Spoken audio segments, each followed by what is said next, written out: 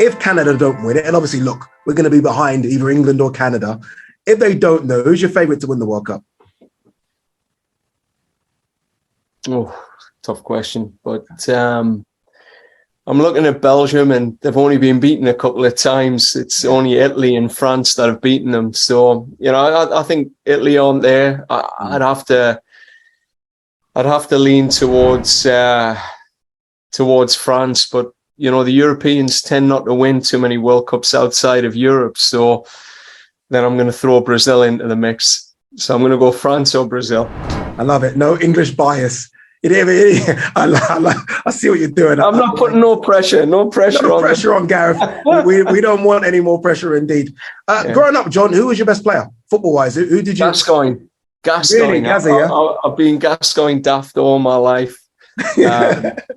He's what an inspiration for kids in the Northeast at the time. I mean, just played with that sort of freedom and probably how everyone imagines the game to be played and how you play it in a schoolyard, you and the ball and pretty much nothing else. So Gaza.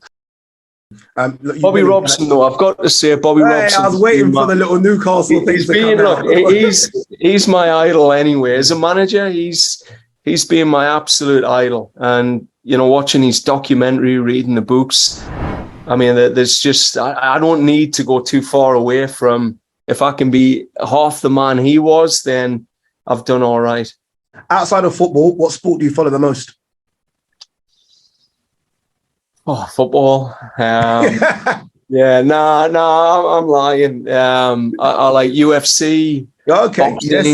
Boxing, UFC. I mean, I've been big fans of the combat sports all my life. I do like the Formula One. I'll follow that, and like a little bit of golf. I don't mind the Opens, the Ryder Cups, and the big. And of course, the Live Golf that we've got on DAZN. Of course, okay, yeah. Well, I follow a bit of golf, so I mean, I just like I'll watch darts. I mean, anything where there's a bit of personality and drama, I'll stick it on.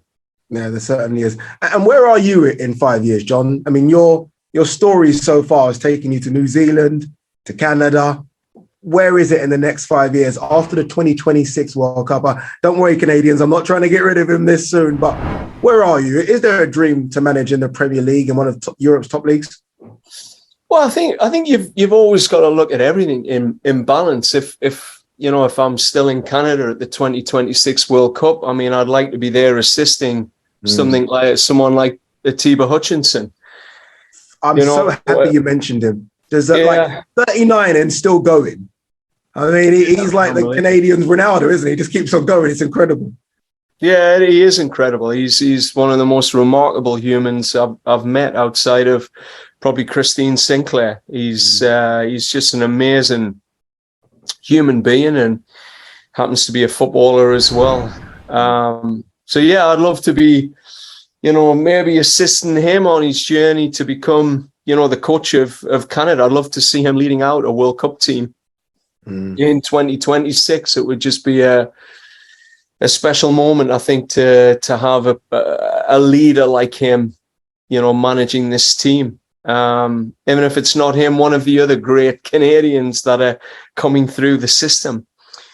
But I think for me, I just look at life. I mean, I've got a young daughter here. She's sort of 11 years old. She's a bit different to my son. My son's he's been in football all his life. So he's just bounced around football clubs and traveled with the family. But, I'd like to see a little bit of stability for my family as well. So, whatever we do next, all my decisions have been very sort of selfish, very selfish around career and trajectory. This next decision's got to be a bit for the family as well. So who knows? If we win the World Cup, I'll just go off to the sunset and I'll come with you. Yeah. Buy a couple of horses for my daughter and that's it. You've been in Canada for so long now, and when I think of sort of Canadian sports, immediately I think of ice hockey and Wayne Gretzky and maybe athletics, Donovan Bailey, Toronto Raptors as well. Have you seen that sort of shift to football now? Now you've been there for so long. are we starting to see a lot more football jerseys on the Canadian high streets? Yeah, it's coming. Yeah, it's coming. I mean, even just the other day, I went to the Whitecaps U23 game, and there's a couple of people there with Canada jerseys on. You just never really seen that. Normally, it would have been like a Canada hockey jersey, or I remember going to the Gold Cup, sitting with the new men's manager, and he was a Spanish fella. And he turned around to us and said, "Who's this Sinclair?" Because there's a guy sitting in the stand with a Canadian jersey, but it's the women's name on the back. Wow. Yeah. Yeah. He thought it was like a national player that wasn't in the Gold Cup team as he was watching it. So, I mean, it's changed. It really has, I think. And it's going to get better. I think, like I say, as an organization, we're now sort of catching up to the team. And, you know, there's been some great things as an organization we've done. I mean, Canada Soccer, we've hosted a Women's World Cup. We've gone 3-peat podium on the women's side. We've gold medaled on the women's side. We've finally qualified for a World Cup. We finished top of CONCACAF, ahead of the US and Mexico. Yeah. You know, the organization's come a long way recently. And we're still now trying to build to get to that next level, which is to get closer to the US and Mexico in our structures. It's coming. I think the game, this moment is, combined with the women's gold medal, is what this country needed. We needed the men to get alongside the women's success, and then together it's going to start flourishing.